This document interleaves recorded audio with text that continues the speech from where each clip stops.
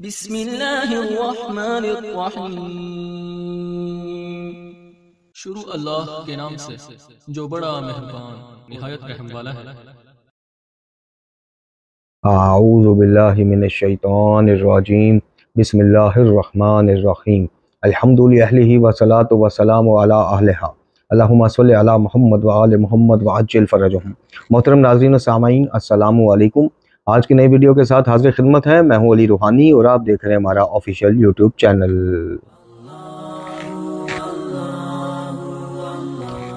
محترم ناظرین و سامعین، آج اپنا جو ہمارا سلسلہ دروس ہے تہذیب نفس در ثواب و عقاب، یعنی شیخ صدوق علیہ رحمہ کی کتاب ثواب العمال و عقاب العمال، یعنی وہ اعمال کے جن کی بنیاد پر انسان کو جزا اور بہترین اجر سے نوازا جائے گا، اور وہ اعمال کے جن کے انجام دینے پر، جن کی بنیاد پر انسان سزا کا مستحق دنیا اور آخرت میں ٹھہرے گا۔ اس کتاب سے الحمدللہ ہم احادیث معصومین علیہ السلام کی روشنی میں تعلیمات معصومین آپ کی خدمت میں پیش کر رہے ہیں، اور ہر بار ہم اس درس میں ایک سے دو روایات وہ پیش کرتے ہیں کہ جو اعمال صالحہ میں آتی ہیں، جن کو انجام دینے سے دنیا آخرت کی نعمتوں سے انسان بہرہ مند ہو سکتا ہے، استفادہ کر سکتا ہے، اور وہیں پہ ہم آپ کو ایک یا دو روایات ان اعمال کے حوالے سے پیش کرتے ہیں کہ جن کو انجام دینے سے یا جن سے باز نہ آنے سے انسان دنیا آخرت کی بدبختی کا شکار ہو جاتا ہے۔ اور وہیں پر ہماری کوشش ہوتی ہے کہ معصومین علیہ السلام سے ثابت شدہ، تصدیق شدہ کو ایسا وظیفہ آپ کی خدمت میں پیش کیا جائے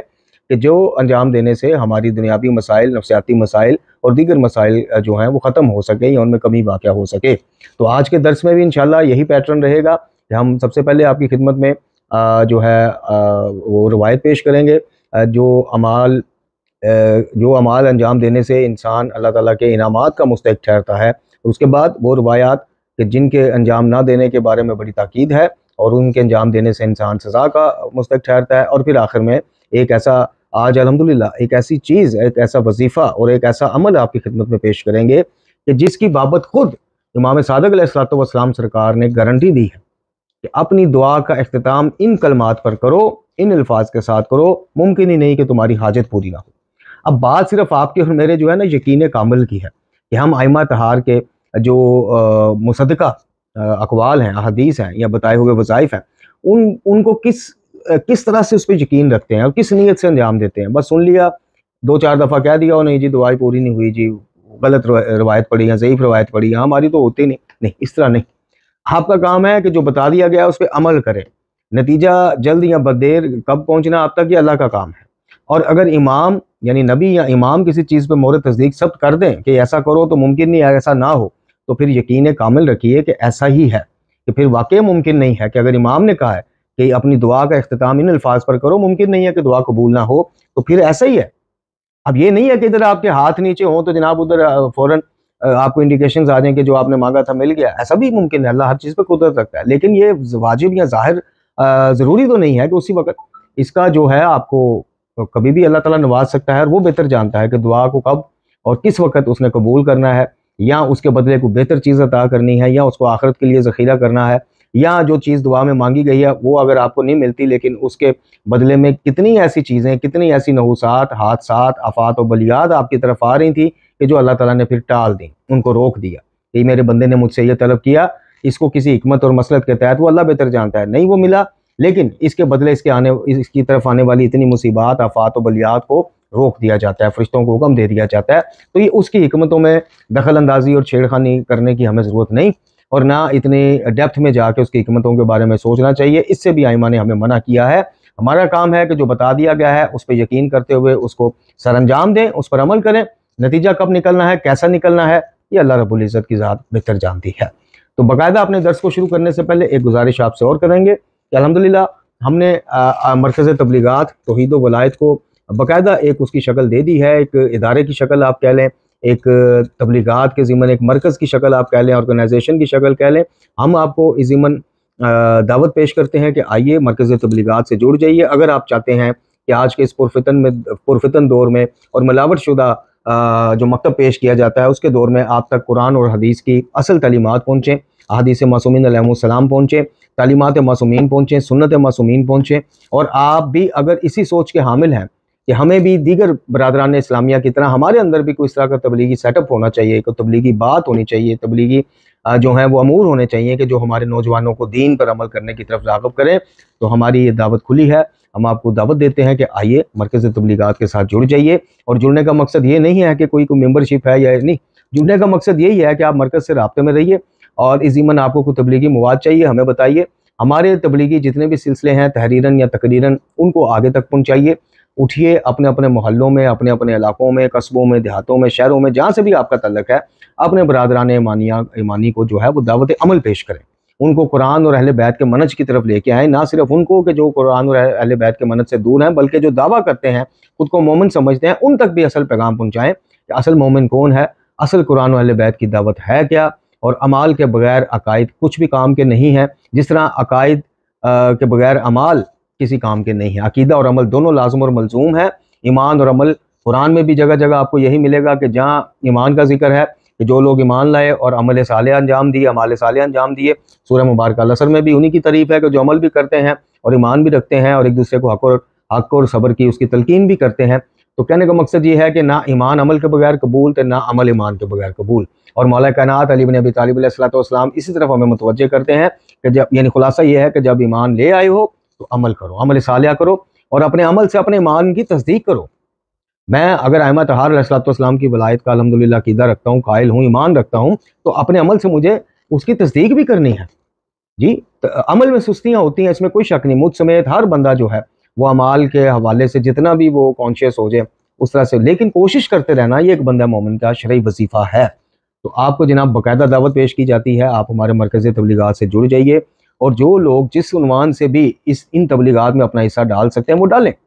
جی جو تبلیغی مواد چھپوا کر نشر کرنا چاہتے ہیں بسم اللہ وہ آ جائیں. ابھی ہماری جو تیسری الحمدللہ کتاب ہے المکتب، اس کے بعد ایک محاسبہ بک یا محاسبہ کارڈ اس کا نام ہوگا، یا محاسبہ بک، وہ انشاءاللہ فوراً منظر عام پر آ جائے گی. وہ 30 صفحات پر مشتمل ایک کارڈ یا کتابچہ ہوگا کہ جس میں ٹک کراس کے ذریعے اور آپ کو کچھ اعمال صالحہ اور آپ کی جو روٹین ہے، ڈیلی کی روٹین ہے، جیسے امام موسیٰ کاظم علیہ السلام فرماتے ہیں کہ ہم میں سے وہ ہے ہی نہیں جو روز رات کو اپنا محاسبہ کر کے نہ سوئے. تو اس میں آپ کو صرف ٹک کراس کرنا ہوگا یا لکھنے ہوں گے، تاثرات اپنے لکھنے ہوں گے. اس میں آپ کو اعمال صالحہ کی کیٹیگری ملے گی کہ اس میں سے آپ نے کیا سر انجام دیا، اعمال جو باطل اعمال ہیں، محرمات ہیں، ان سے پرہیز کتنا کیا، مستحبات کی طرف کتنا وہ کیا، صلہ رحمی کا کوئی کام آج کیا نہیں، یہ سارا ملے گا. تو بات کرنے کا مقصد یہ ہے، ابتدائیہ لمبا ہو رہا ہے، کہ آپ جس عنوان سے بھی ہماری تبلیغات سے جڑنا چاہیں مرکز سے آپ جڑیں. اگر آپ اس طرح کے مسائل نہیں رکھتے کوئی بات نہیں، آپ پیغام کو تو آگے نشر کر سکتے ہیں. موبائل تو آج ہر ہاتھ میں ہے، فیس بک پہ، واٹس ایپ پہ آپ لوگ ہمارے ساتھ جو تائید بھی کرتے ہیں، حوصلہ افزائی بھی کرتے ہیں. تو یہی اگر آپ ان تبلیغات کو اس نیت سے اگلے تک پہنچائیں کہ کسی کی ہدایت کا سامان بن جائے، دین کے منہج کی طرف واپس آ جائے، تو انشاءاللہ صدقہ جاریہ سے آپ خود بھی مستفید ہوں گے. الغرض کوئی صاحب یا صاحبات جس عنوان سے بھی اس سلسلے کو، اس تبلیغ کو لے کے آگے چلنا چاہیں، ہمارا پلیٹ فارم حاضر ہیں، ہم ان کو خوش آمدید کہتے ہیں اور باقاعدہ شمولیت کی دعوت دیتے ہیں. لو جی چلتے ہیں اب اپنے الحمدللہ باقاعدہ درس کا آغاز کرتے ہیں. اور سب سے پہلے جو ہے آپ کو بتاتے ہیں کہ بیماری اور بخار، ان کو قبول کرنے کا مطلب کیا ہے اور ان کو قبول کرنے کا اجر و ثواب کیا ہے. یہ جو ہم چھوٹی چھوٹی چیز پہ گھبرا جاتے ہیں یا اس چیز کی طرف ہم متوجہ نہیں ہوتے ہیں کہ اللہ تعالیٰ کی طرف سے اگر کوئی بخار آیا ہے، کوئی بیماری آئی ہے، تو یقیناً یہ اس کی منشا اور اجازت کے بغیر نہیں آ سکتی. اور اگر آئی ہے تو اللہ تعالیٰ مجھے شفا بھی دے گا، لیکن جب تک یہ مجھ پر مسلط ہے میں نے صبر اور استقامت سے کام لینا ہے. میں نے حکم ربی کے تحت جو ہے وہ استفادہ بھی کرنا ہے معالجین سے. یعنی ایسا نہیں ہے کہ میں صرف اللہ پہ توکل کر کے بیٹھ جاؤں کہ بس ٹھیک ہے کہ اللہ کی طرف سے آئی، اللہ نے جب چاہا نکل جائے گی. نہیں، مجھے حکم بھی ہے، مجھے جناب یہ جو اسباب سبب اختیار کرنے کا اس کے علاج کے لیے مجھے حکم بھی ہے. تو اس لیے اب روایات معصومین علیہ السلام میں بیماری کو برداشت کرنا، قبول کرنا، اس کا مقابلہ کرنا حوصلہ اور استقامت سے، اس کا کیا اجر و ثواب ہے، اور خاص کر بخار کا، وہ روایات آپ کی خدمت میں پیش کرتے ہیں. شیخ صدوق علیہ رحمہ فرماتے ہیں کہ مجھ سے بیان کیا احمد بن ادریس نے، انہوں نے روایت کی ہے محمد بن احمد سے، اور انہوں نے حسم ابن ابو مسروق سے، اور انہوں نے ہمارے صاحب میں سے ایک بزرگ سے کہ جن کی کنیت ابو عبداللہ تھی، اور انہوں نے ایک راوی سے، اور انہوں نے ابو عبداللہ امام جعفر صادق علیہ السلام سرکار سے کہ آپ نے فرمایا کہ رسول اللہ صلی اللہ علیہ وآلہ وسلم نے فرمایا کہ بخار موت کی یاد دلانے والا جاسوس ہے، اور اللہ تعالیٰ نے اس کو اپنی زمین میں قید کر دیا ہے. اس کی گرمی اور حرارت جہنم میں سے ہے، اور یہ ہر مومن کا جہنم کی آگ سے حصہ ہے. اس کے بعد لکھتے ہیں کہ انہوں نے مطلب اسی روایت کو ایک اور ترک سے وہ جناب امام علی زین العابدین علیہ الصلوۃ والسلام سے نقل کرتے ہیں کہ آپ نے فرمایا کتنا اچھا مرض ہے بخار کہ جو جسم کے ہر عضو کو بلا کا حصہ عطا کرتا ہے، اور کوئی اچھائی نہیں اس شخص میں کہ جو کبھی اس میں یعنی بخار میں مبتلا نہیں ہوتا۔ پھر ایک اور روایت کا سلسلہ اسناد بیان کرنے کے بعد کہتے ہیں انہی سرکار سے سید الساجدین سے کہ بے شک مومن جب ایک بخار میں مبتلا ہوتا ہے تو اس سے گناہ اسی طرح جدا ہو جاتے ہیں جیسے درخت کے پتے۔ بے شک جب وہ اپنے بستر مرض پر ہوتا ہے تو اس کا کرہانہ سبحان اللہ پڑھنے کے مترادف ہے، اس کا چلانا لا الہ الا اللہ پڑھنا کے مترادف ہے یعنی شدت مرض سے، اور اس کا بستر پر کروٹیں بدلنا اس شخص کے جیسا ہے جو رائے خدا میں تلوار سے جنگ لڑ رہا ہو۔ پس اگر وہ صحت مند ہو کر اپنے بھائیوں اور ساتھیوں کے درمیان اللہ رب العزت کی عبادت کرتا ہو تو اس کے لیے مغفرت ہو چکی، پس سعادت مندی ہے اس کے لیے اگر اس نے توبہ کی، اور افسوس ہے اس کے لیے اگر وہ واپس یعنی صحت مند ہونے کے بعد اپنے سابقہ گناہ بخشوانے کے بعد واپس انہی برائیوں کی طرف پلٹ جائے تو پھر اس پر افسوس ہے، اور عافیت میرے نزدیک سب سے زیادہ پسندیدہ ہے۔ اس کے بعد جناب رات کے بخار کا ثواب اس ضمن میں ایک روایت کا سلسلہ اسناد بیان کرنے کے بعد سید الساجدین امام علی زین العابدین علیہ الصلوۃ والسلام سے ہی روایت کو نقل کرتے لکھتے ہیں کہ رات کا بخار 1 سال کا کفارہ ہے، یہ اس وجہ سے کیونکہ اس کا درد جسم میں 1 سال تک باقی رہتا ہے۔ پھر میرے والد فرماتے ہیں، شیخ صدوق کہتے ہیں سلسلہ اسناد پورا نقل کرنے کے بعد ابو عبداللہ امام جعفر صادق علیہ الصلوۃ والسلام سے نقل کرتے ہیں کہ رات کا بخار گزشتہ اور آئندہ دونوں کے لیے کفارہ بن جاتا ہے۔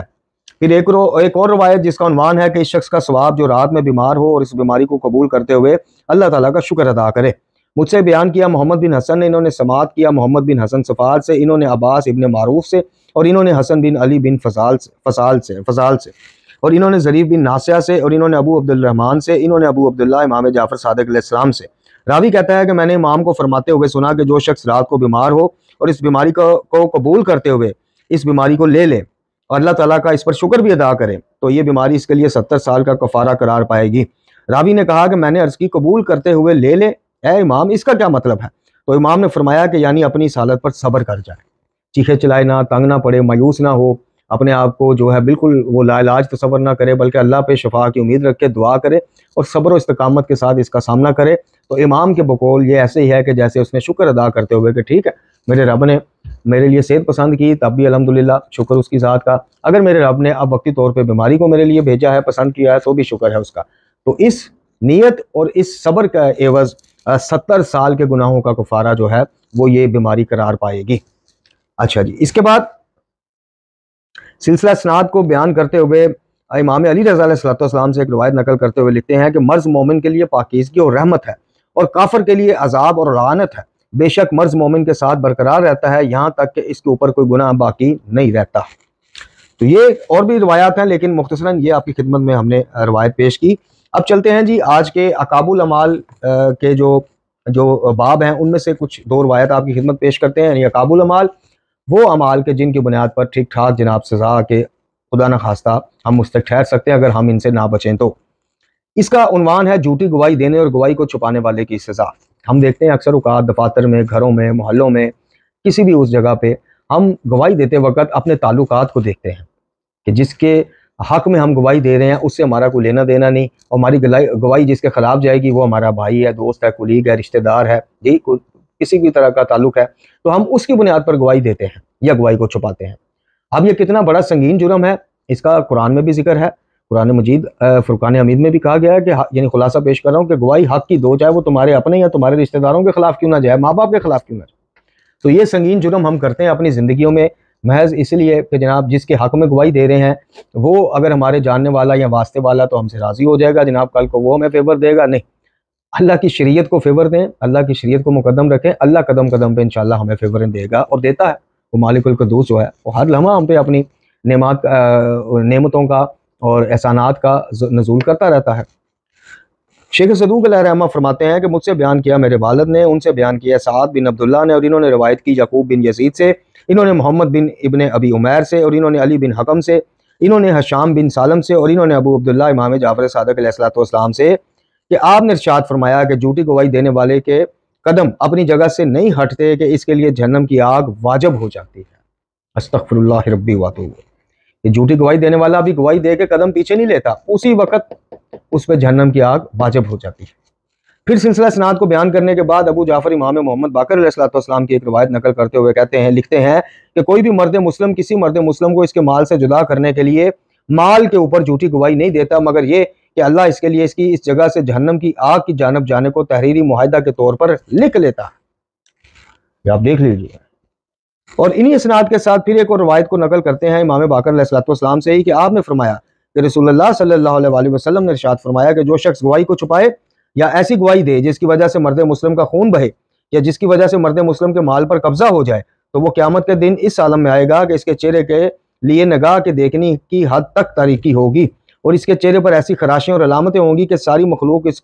اس کو نام و نسب سے پہچان لے گی۔ اور جو شخص حق کی گواہی دے کہ جس کی وجہ سے کسی مرد مسلم کا حق زندہ ہو جائے، تو وہ قیامت کے دن اس عالم میں آئے گا، اس کے چہرے کے لیے نگاہ کے دیکھنے کی حد تک نور چھایا ہوگا اور اس کو ساری مخلوق نام و نسب سے پہچان لے گی۔ پھر امام نے ارشاد فرمایا کہ تم نے نہیں دیکھا کہ اللہ عز و جل فرماتا ہے وَأَقِیمُوا شَہَادَةَ لِلَّهِ، اور تم لوگ اللہ کے لیے گواہی کو قائم کرو، سورہ مبارکہ طلاق۔ پھر سلسلہ اسناد کو بیان کرنے کے بعد امام جعفر صادق علیہ السلام سے منسوب ایک روایت کو نقل کرتے ہوئے لکھتے ہیں کہ جھوٹی گواہی دینے والوں کو کوڑا مارا جائے گا اور اس کے لیے کوئی وقت معین نہیں، اور یہ کام امام کا ہے، اور ان جھوٹے گواہوں کو گھمایا جائے گا تاکہ پہچان لیے جائیں اور پھر سے جھوٹی گواہی نہ دے سکیں۔ راوی کہتا ہے کہ میں نے امام علیہ السلام سے عرض کی کہ اگر وہ لوگ توبہ کر لیں اور اپنی اصلاح کر لیں تو اس کے بعد ان کی گواہی قبول کی جائے گی۔ امام نے فرمایا کہ جب وہ توبہ کر لیں گے تو اللہ رب العزت ان کی توبہ قبول کر لے گا اور اس کے بعد ان کی گواہی قابل قبول ہو جائے گی۔ پھر ایک اور سلسلہ اسناد کے بعد امام صادق علیہ السلام سے مروی ایک روایت، امام نے ارشاد فرمایا کہ وہ اس مال کو ادا کرے کہ جس مال کے خلاف اس نے گواہی دی تھی، اسی مقدار میں کہ جو اس کی جھوٹی گواہی کی وجہ سے کسی مرد مومن کے ہاتھ سے چلا گیا، خواہ وہ مال نصف کے برابر ہو یا ایک تہائی کے برابر۔ اگر اس نے اور ایک اور شخص نے گواہی دی تھی تو پھر وہ نصف رقم ادا کرے گا، اور نصف رقم وہ کہ جو دوسرا جھوٹا گواہ ہے، تو پھر جا کے اللہ سے توبہ کرے، پہلے حقدار کا حق ادا کر۔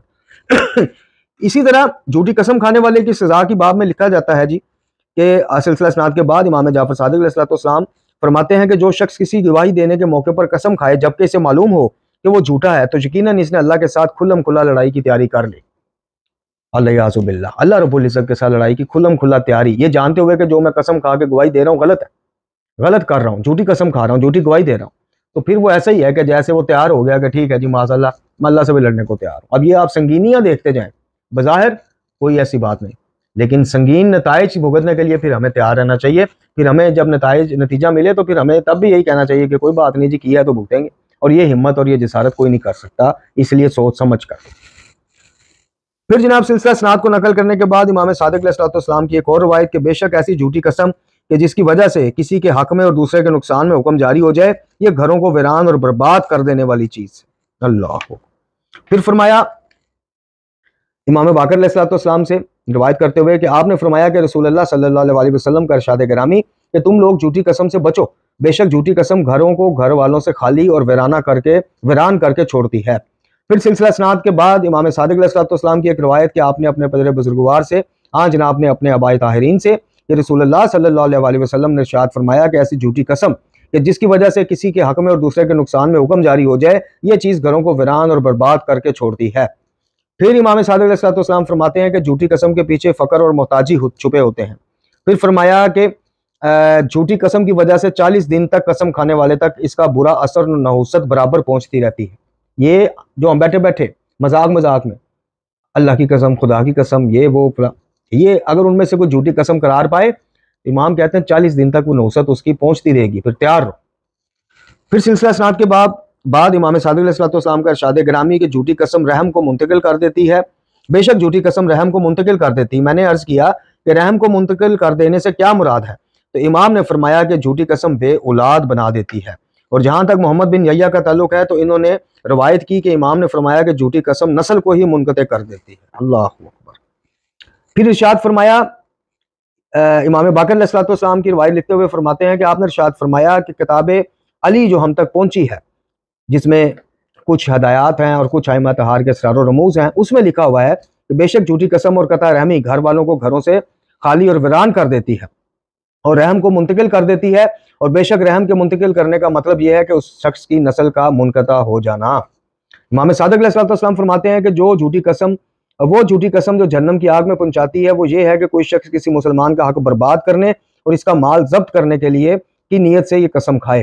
پھر فرماتے ہیں کہ بے شک اللہ عز و جل نے ایک سفید مرغ کو خلق فرمایا کہ جس کی گردن عرش کے نیچے اور اس کے دونوں پاؤں زمین کی حد میں ہے، اس کا ایک پر مشرق اور دوسرا مغرب میں ہے۔ یہ مرغ آواز نہیں نکالتا جب تک صبح نہ ہو، جب یہ آواز نکالتا ہے تو اپنے پروں کو ہلاتا ہے اور پھر کہتا ہے کہ اللہ پاک ہے، اللہ پاک ہے، اللہ پاک ہے، اللہ عظیم ہے، اس کے مثل کوئی چیز نہیں۔ اس پر اللہ تبارک تعالیٰ فرماتا ہے کہ تو نے جو کہا ہے اس پر وہ شخص ایمان نہیں لایا کہ جو اللہ کے نام کی جھوٹی قسم کھانے سے دریغ نہیں کرتا۔ یعنی بظاہر وہ کہتا رہے اللہ پاک ہے، لیکن قسمیں جھوٹی کھاتا ہو تو اللہ کہتا ہے نہیں، وہ ایمان ہی نہیں لایا، ایمان سے نکل گیا۔ اچھا جی، سلسلے میں آخری روایت پیش خدمت ہے۔ سلسلہ اسناد کے بعد لکھتے ہیں کہ انہوں نے یعنی سلسلہ اسناد کے بعد لکھتے ہیں کہ انہوں نے سلمان قبروں کے پاس گزرے تو انہوں نے کہا السلام علیکم اے مسلمان اور مومن قبر والو، اے بستی والو، کیا تمہیں معلوم ہے کہ آج جمعۃ المبارک کا دن ہے؟ پھر سلمان اپنے گھر واپس پلٹے اور سو گئے اور ان کی آنکھوں میں نیند چھا گئی۔ اس وقت ایک آنے والا ہے، اس نے کہا علیکم السلام اے ابا عبداللہ، تم نے جو کہا وہ ہم نے سنا، تم نے جو سلام کیا تو اس کا ہم نے جواب دیا، اور تم نے کہا کہ کیا تمہیں معلوم ہے کہ آج جمعہ شریف کا دن ہے؟ تو یقیناً ہمیں معلوم ہے کہ جمعہ شریف کے دن میں پرندہ کیا کہتا ہے۔ سلمان نے کہا کہ اچھا، پرندہ جمعہ کے دن کیا کہتا ہے؟ اس نے کہا پرندہ کہتا ہے کہ انتہائی پاکیزہ ہے، انتہائی پاکیزہ ہے ہمارا پروردگار، رحمان ہے، مالک ہے، ہمارے پروردگار کی عظمت کی وہ شخص معرفت نہیں رکھتا جو ہمارے اللہ کے نام کی جھوٹی قسمیں کھاتا ہو۔ اچھا جی، جو شخص اللہ کی قسم کھائے تو اسے چاہیے کہ سچی قسم کھائے، اور جو شخص سچی قسم نہیں کھاتا تو اللہ عز و جل کے پاس اس کے لیے کوئی چیز نہیں، اور جس شخص کو اللہ کی قسم کھلائی جائے تو چاہیے کہ اس پر راضی ہو جائے، اور جو راضی نہیں ہوتا اللہ عز و جل کے پاس اس کے لیے بھی کوئی چیز نہیں۔ محترم ناظرین و سامعین، بظاہر میں نے کہا کہ ہم ان چیزوں کو محسوس نہیں کرتے، فیل نہیں کرتے، کسی کے حق میں کسی کو فیور دینے کے لیے جھوٹی قسم کھا جانا، گواہی دے دینا، لیکن سنگینی آپ دیکھ رہے ہیں۔ اچھا جی، آج کے وظیفے کی طرف، جس کی ضمانت خود سرکار امام جعفر صادق علیہ السلام دے رہے ہیں اور فرما رہے ہیں کہ جب بھی دعا مانگو، جو بھی مانگو، اس کا اختتام ان کلمات پر کرو تو ممکن نہیں کہ حاجت پوری نہ ہو۔ تو اب یہ نقش و نگار دیکھنے سے، شرکیہ دعاؤں کو پڑھنے سے اور وہ ان چیزوں سے بہتر ہے کہ جو قرآن سے مطابقت رکھنے والی احادیث صحیحہ ہیں ان سے ان چیزوں کو سیکھیے اور اس پر عمل کیجیے اور پھر اس کو آگے پھیلائیے۔ جی، میرے والد نے، شیخ صدوق کہتے ہیں، میرے والد نے فرمایا کہ مجھ سے بیان کیا سعد بن عبداللہ نے، انہوں نے روایت کی ہے جناب سلمہ بن خطاب سے، اور انہوں نے ابراہیم بن محمد سے، اور انہوں نے عمران زعفرانی سے، اور انہوں نے ابو عبداللہ امام جعفر صادق علیہ السلام سے کہ آپ نے فرمایا، اب غور سے سنیے گا، کوئی شخص ایسا نہیں ہے کہ جو دعا کرے اور اپنی دعا کا اختتام ان کلمات شریفہ پر کرے کہ ماشاءاللہ لا حول ولا قوت الا باللہ، ماشاءاللہ لا حول ولا قوت الا باللہ، ان کلمات پر اپنی دعا کا اختتام کرے تو یہ ممکن ہی نہیں کہ اس کی حاجت پوری نہ ہو۔ لیجئے جناب، یہ وہ ذکر خیر ہے کہ جو خود امیر المومنین سے پوچھا گیا کہ اللہ رب العزت کے جو آپ ذکر اذکار کرتے ہیں، یہ خلاصہ پیش کر رہا ہوں، اور یہ خواب میں ایک برادران اسلامی یعنی مکتب اہل سنت کے ایک اکابر کو یہ خواب آئی تھی۔ وہ اپنی کتاب میں لکھتے ہیں کہ میں نے جناب مولا کائنات کی زیارت کی تو میں نے کہا کہ جناب امیر، مجھے اپنا پسندیدہ ذکر اذکار میں سے پسندیدہ اور محبوب ترین ذکر عنایت فرمائیں یا مجھے متوجہ فرمائیں تاکہ میں بھی اس کا عامل بنوں، اس کو کرنے والا بنوں۔ تو جناب امیر نے جو ان کو جواب دیا تھا وہ یہی ذکر خیر تھا، یہی ذکر شریفہ تھا، لا حول ولا قوت الا باللہ العلی العظیم۔ اب امام صادق علیہ السلام کیا کہہ رہے ہیں؟ ممکن نہیں کہ کوئی بندہ اپنی دعا کا اختتام ان کلمات شریفہ پہ کرے اور محروم رہ جائے، اس کی حاجت پوری نہ ہو۔ اب عمل کرنا نہ کرنا، یقین کرنا نہ کرنا، یہ ہماری ذمہ داری ہے، اس میں ائمہ کا یا تعلیمات اہل بیت کا پھر کوئی قصور نہیں۔ عمل کر کے تو دیکھیے، دعا تو مانگتے ہی ہیں، تو دعا کا جب اختتام کریں ہم لوگ تو ان الفاظ پہ کر لیں، کتنے لمبے ہیں، 1 سیکنڈ یا 2 سیکنڈ بھی نہیں لگتے، یہاں دعا کا خاتمہ کیا، وہاں کہہ دیا لا حول ولا قوت الا باللہ۔ تو محترم ناظرین و سامعین، یہ وہ وظیفہ اور یہ وہ روایات جو آج کے درس میں آپ کی خدمت میں پیش کی گئیں۔ اللہ رب العزت سے دعا ہے کہ ہمیں ان تبلیغات سے جڑ جانے کی توفیق عطا فرمائے اور ان پر عمل کرنے کی توفیق عطا فرمائے۔ مجھ جیسے گناہ گار، خطا کار، سیاہ کار کے لیے بھی جو ہے توفیق الہی کی بابت دعا کیا کیجیے کہ میں ظاہر ہے کہ اعمال صالحہ یا اعمال کرنے میں آپ تمام مومنین سے بہت پیچھے ہوں اس وقت، اس لیے زیادہ محتاج دعا ہوں۔ اللہ رب العزت ہماری ان خدمات کو قبول فرمائے۔ آخر میں پھر وہی دعوت کہ آئیے مرکز تبلیغات کا ساتھ دیجیے، مرکز تبلیغات سے جڑ جائیے، کوئی ممبرشپ والی بات نہیں، کوئی منتھلی چندہ مندہ یہ کوئی نہیں، جڑنے کا مقصد ہے کہ ان تبلیغات کو سنیے، سمجھیے، عمل کیجیے، آگے پھیلائیے۔ ان تبلیغات کے لیے نشر و اشاعت کے لیے اگر اللہ تعالیٰ نے آپ کو مالی استطاعت دی ہے تو بسم اللہ کیجیے، کوئی بھی عظیم اپنے کام لے لیجیے، اور اگر وہ نہیں کر سکتے تو پریکٹیکل فزیکل جا کے لوگوں کو دعوت دیجیے، فونوں پہ دعوت دیجیے اور ان تبلیغات کو آگے سے آگے بڑھائیے اور پہنچائیے۔ وآخر دعوانا الحمدللہ رب العالمین۔